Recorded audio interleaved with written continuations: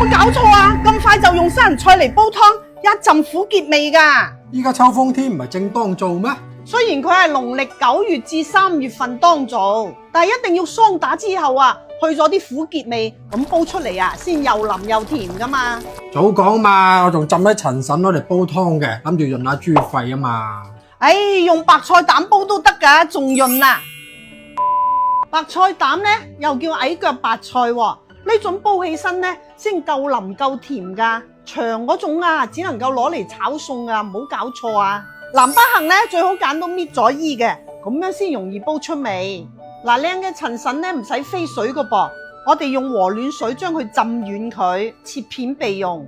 嗱，陳腎啊，好多老一輩啊，煲湯煲粥都識得用佢㗎喎，特別係食少少又話滯，見到九大鬼啊都冇胃口嘅，幾多好嘢入去啊都接收唔到啦。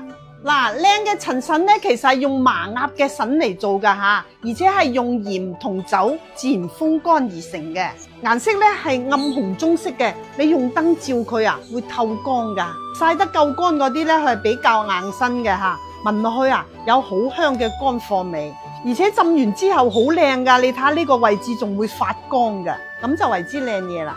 嗱，如果摸起身咧，腍白白嘅，聞落去仲有噏味嗰啲咧就唔掂當噶啦。我仔細屎啊，成日咧食得多零食啊，積住又唔中意食飯喎。我媽咧就中意啊用陳腎嚟煲瘦肉粥，好正噶。水滾啦，我哋將飛好水嘅扇骨、南北杏切好嘅陳腎、搣咗核嘅椰棗，清清甜甜。唔少得咧就係一塊82年嘅陳皮啦，呢個係標配嚟嘅喎。如果有條件咧，可以放啲瑤柱啊或者雞腳落去，啖湯啊更加鮮甜啊！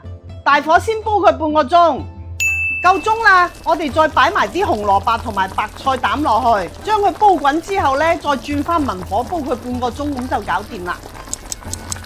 湯就煲好啦，俾少少鹽落去調味就飲得啦。